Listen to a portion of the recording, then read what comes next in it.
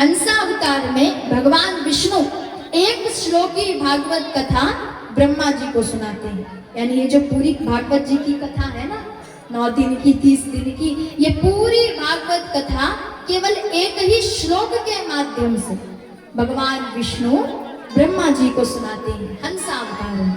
दूसरा अवतार हैग्रीव अवतार। एक हैग्रीव नामक राक्षस था जिसका शरीर मनुष्य के जैसा और सर घोड़े के जैसा। उस हैग्रीव राक्षस को लगता था कि मेरे जैसा इस दुनिया में कोई नहीं है, यानी हम अजूबा हैं, मेरे जैसा कोई नहीं दिखता। और ये बात भी सत्य थी, हैग्रीव राक्षस जैसा कोई दिखता भी नहीं था। अब हैग्रीव राक्षस ब्रह्मा जी की तपस्या करता है। वर्षों तपस्या करने पर ब्रह्मा जी दर्शन देने आए। कहते मांगो क्या चाहिए। हैग्रीव राक्षस कहता है प्रभु मुझे वरदान दीजिए कि मुझे कोई मुझ जैसा दिखने वाला ही मार सके, यानी जिसका सर घोड़े का शरीर मनुष्य का हो, केवल ऐसा ही कोई मुझे मार सके, उसके अलावा मुझे कोई ना मार सके। हैग्रीव राक्षस को लगता था कि मेरे जैसा तो कोई दिखता नहीं है, यानी हमारी मृत्यु कभी नहीं होगी। ब्रह्मा जी कहते हैं तथास्तु। अब हैग्रीव राक्षस है, प्रवृत्ति राक्षसों वाली, कभी मनुष्यों को परेशान करना, संतों को परेशान करना, देवी देवताओं से युद्ध करना, यानी चारों ओर हैग्रीव राक्षस उत्पात मचाने लगा। जिससे परेशान होकर सारे देवी देवता भगवान विष्णु के पास गए कि प्रभु कुछ कीजिए। सबकी विनती को सुनकर भगवान विष्णु हैग्रीव अवतार धारण करते हैं, यानी अपना सर घोड़े के जैसा और शरीर मनुष्य के जैसा बनाकर हैग्रीव राक्षस से युद्ध करके उसका वध करते हैं, जिस कारण प्रभु का नाम हैग्रीव पड़ा। भगवान विष्णु का दूसरा अवतार हैग्रीव अवतार। तीसरा अवतार सनकादि ऋषियों के रूप में। सनक, सनंदन, सनत कुमार, सनातन, ये 4 ऋषि हैं जिन्हें एक साथ सनकादि ऋषि कहा जाता है। ये 4 भाई हैं जिन्हें एक साथ सनकादि ऋषि कहा जाता है। ये ब्रह्मा जी के मानस पुत्र और भगवान विष्णु के ही अवतार हैं। भगवान विष्णु का चौथा अवतार वराह अवतार है। भगवान विष्णु का 5वां अवतार प्रभु नारद जी के रूप में लेते हैं। नारद जी याद है ना, उनका वर्णन कल भी हो चुका है। तो ये भगवान विष्णु के ही अवतार है। भगवान का 6ठा अवतार नर नारायण के रूप में हुआ। 7वां अवतार कपिल देव जी के रूप में हुआ। 8वां अवतार दत्तात्रेय प्रभु के रूप में हुआ। इनकी कथा हम विस्तार से श्रवण करेंगे। एक बार पृथ्वी पर चारों ओर एक ही बात का प्रचलन था, चारों ओर एक ही बात की शोर थी कि माता अनुसुईया एक संत की पत्नी थी। माता अनुसुईया की बड़ाई पूरी पृथ्वी पर फैली हुई थी कि माता अनुसुईया जैसी कोई स्त्री नहीं है। माता अनुसुईया जैसी सतीत्व, पवित्र और पतिव्रता धर्म का पालन करने वाली नारी इस पूरे ब्रह्मांड में कोई नहीं है। चारों ओर माता अनुसुईया के चर्चे थे। हमारे नारद जी को ये खबर मिली।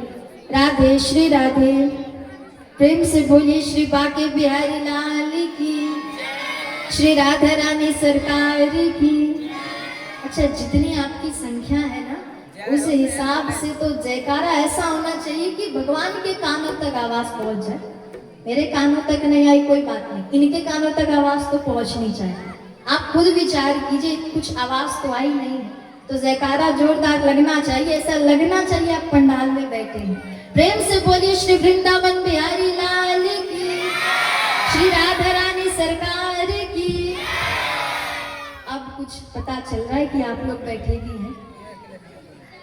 अब चारों ओर माता अनुसुईया की बड़ाई थी। हमारे नारद जी को ये खबर मिली, और नारद जी की ना एक आदत है, वो कोई भी बात अपने तक सीमित नहीं रख सकती, किसी ना किसी को बताना बहुत जरूरी होता है।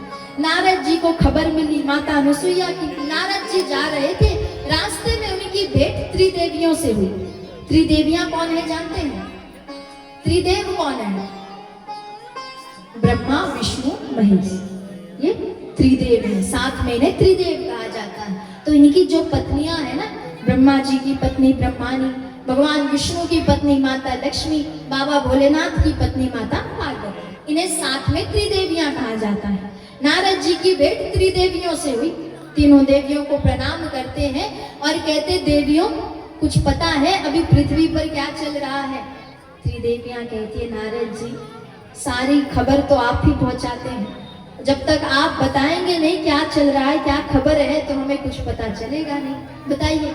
नारद जी कहते हैं देवियों अभी पृथ्वी पर एक माता अनुसुईया है, उनकी इतनी तारीफ इतनी बड़ाई की जा रही है, ऐसा कहा जाता है कि माता अनुसुईया जैसी स्त्री पूरे ब्रह्मांड में कोई नहीं है, वो इतनी अच्छी स्त्री है। अब तीनों देवियां जब माता अनुसुईया की बड़ाई सुनती है, देखिए किसी को भी अपने आगे किसी और की बड़ाई अच्छी नहीं लगती। तीनों देवियों को थोड़ा क्रोध आ गया। तीनों देवियां कहती है नारद जी एक बात बताइए, वो माता अनुसुईया हमसे भी ऊपर है क्या, यानी हमसे भी ज्यादा अच्छी है, हमसे भी ऊपर उनकी पदवी है। नारद जी कहते देवी क्षमा कीजिएगा, लेकिन अभी के समय में माता अनुसुईया की पदवी आपसे भी बढ़ गई है। अभी के समय में वो सबसे पवित्र और सबसे अधिक पतिव्रता धर्म का पालन करने वाली स्त्री है। अब तीनों देवियों को क्रोध आ गया, क्रोधित होकर तीनों अपने अपने पतियों के पास पहुंची।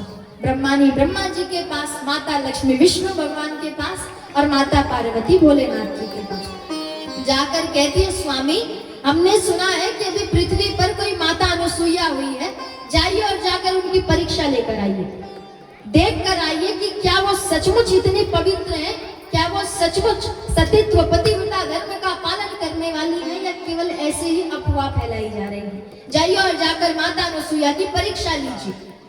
त्रिदेव जो थे उन्हें लगा इन्हें समझाने से तो कोई फायदा नहीं है, त्रिदेव अपनी अपनी पत्नियों को समझा नहीं सकते, उन्हें लगा अब देवियों को समझा तो सकते नहीं है, जो कह रही है बात मान लेते हैं। सो तीनों देव अपनी अपनी पत्नियों की बात मानकर संत का वेश धारण करके, क्योंकि सीधे सीधे थोड़ी पहुंच सकते, परीक्षा लेने जा रहे हैं, संत का वेश धारण करके माता अनुसुईया की कुटिया के सामने पहुंचे। माता अनुसुईया जंगल के बीचों बीच झोपड़ी में रहती थी। उनके जो पति थे, उनके पति जंगल में तपस्या करते और माता अनुसुईया अपने पति की सेवा किया करती। तीनों देव संत का वेश धारण करके कुटिया के सामने पहुंचे हैं। जाकर आवाज लगाते देवी भिक्षाम देवी। माता अनुसुईया हाथ में फल अनाज इत्यादि लेकर बाहर निकली, संतों को दक्षिणा देने के लिए, भिक्षा देने के लिए। संत कहते हैं देखिए देवी हम कोई ऐसे वैसे संत नहीं है जो आप भिक्षा देंगी हम ले लेंगे, पहले आप अपने हाथ में जल लेकर ये संकल्प कीजिए कि हम जिस भी प्रकार कहेंगे, हम जैसे कहेंगे वैसे आपको भिक्षा देनी होगी, हम ऐसे बिना संकल्प के कुछ भी ग्रहण नहीं करते। माता अनुसुईया कहती है गुरुदेव हे संतजन आपको जो भी चाहिए आप मुझसे मांगिए तो सही, इसमें संकल्प की कोई आवश्यकता नहीं है, बिना संकल्प के आप जो भी कहेंगे आपको देने को तैयार है। संत कहते हैं नहीं बिना संकल्प के हम कुछ लेंगे नहीं। माता अनुसुईया को लगा हो सकता है आज संतों को कुछ बढ़िया खाने की इच्छा हो, कुछ बढ़िया पाने की इच्छा हो, जल लेकर आई है, हाथ में जल लिया, भगवान का ध्यान करके कहती हैं संतजन आप जिस प्रकार कहेंगे मैं उसी प्रकार से आपको भिक्षा देने को तैयार हूं। संकल्प करती है, संकल्प पूर्ण होते ही तीनों के तीनों संत कुटिया के अंदर प्रवेश करते हैं, एक कतार में बैठ गए। माता अनुसुईया हाथ जोड़कर कहती है संत कहिए आप क्या भोग लगाना चाहेंगे, जो भी भोग चाहेंगे हम बना कर लाते हैं। संत कहते हैं देखिए देवी हम भोजन तो करेंगे, आप भोजन भी कराइएगा, लेकिन कैसे, जिस अवस्था में आप अपनी माता के गर्भ से बाहर निकली थी उसी अवस्था में आकर हमें भोजन कराइए। अच्छा एक बात बताइए, जब बच्चा जन्म लेता है तो क्या सूट बूट पहनकर जन्म लेता है? बिना किसी कपड़ों के बच्चे का जन्म होता है। तो संत क्या कह रहे हैं, जिस अवस्था में आप अपनी माता के गर्भ से बाहर निकली थी, यानी बिना वस्त्रों के, आप वस्त्रहीन होकर हमें भोजन कराइए। अब इस बात को सुनकर माता अनुसुईया क्रोधित हो गई। देखिए जो भगवान है, जो संत है, वो परीक्षा लेने आए हैं, देखने आए हैं कि माता अनुसुईया कितनी पवित्र है, संकल्प ले चुकी है, संकल्प की भी लाज रखनी और अपनी भी लाज रखनी है, तो परीक्षा लेने आए हैं कि ऐसी अवस्था में माता अनुसुईया क्या करती है। कुछ देर तो पहले माता अनुसुईया को क्रोध आया कि ये कैसे संत है, कोई भी संत ऐसी मांग थोड़ी करते हैं, लेकिन जब क्रोध शांत हुआ है, मन में विचार करती है कि जरूर ये संत कोई देवी देवता है जो मेरी परीक्षा लेने आए हैं, ये देखने आए हैं कि मैं कितनी पवित्र हूँ और कितना पतिव्रता धर्म का पालन करती हूँ। कुछ देर विचार करके माता अनुसुईया फिर से जल लेकर आई और भगवान विष्णु का ध्यान कर रही है, जो उनके सामने बैठे हैं संत के रूप में। भगवान विष्णु का ध्यान करते हुए माता अनुसुईया कहती है, हे प्रभु, अगर मैंने अपने जीवन में पतिव्रत धर्म का पालन किया है, अगर मैं सचमुच पवित्र हूँ, तो मेरे जल छिड़कते ही ये तीनों के तीनों संत बच्चे बन जाए। संकल्प करके जैसे ही माता अनुसुईया तीनों संतों पर जल छिड़कती है, तीनों के तीनों छोटे छोटे बच्चे बन गए। माता इतनी पवित्र थी, उनकी पवित्रता की इतनी शक्ति थी कि भगवान बच्चे बने। राधे श्री राधे। तीनों संत छोटे छोटे बच्चे बन गए। अब देखिए, बच्चों को ना कोई अच्छे बुरे का कोई ज्ञान नहीं होता। जो छोटे बच्चे, उन्हें थोड़ी पता है किसने कपड़े पहने हैं, किसने नहीं पहने हैं। बच्चों को कुछ अच्छे बुरे का तो ज्ञान होता है। तो जिस अवस्था में कहा गया था, उसी अवस्था में आकर माता अनुसुईया तीनों संत, यानी जो छोटे छोटे बच्चे थे। अच्छा, छोटे बच्चों का भोजन क्या होता है? दूध। माता अनुसुईया तीनों संतों को, तीनों छोटे छोटे बालकों को दूध का पान कराती हैं। अब माता अनुसुईया की कुटिया में 3 बालक इधर उधर खेल रहे हैं। पालने पर माता पालना लगाती है, तीनों को पालने पर झुला रही है। अच्छा, एक बात कहिए, ये तीनों बच्चे कोई साधारण बच्चे हैं क्या? कौन है तीनों? ब्रह्मा विष्णु महेश, तीनों त्रिदेव है, भगवान है। भगवान होकर छोटे बच्चों की भांति माता अनुसुईया की कुटिया में खेल रहे हैं।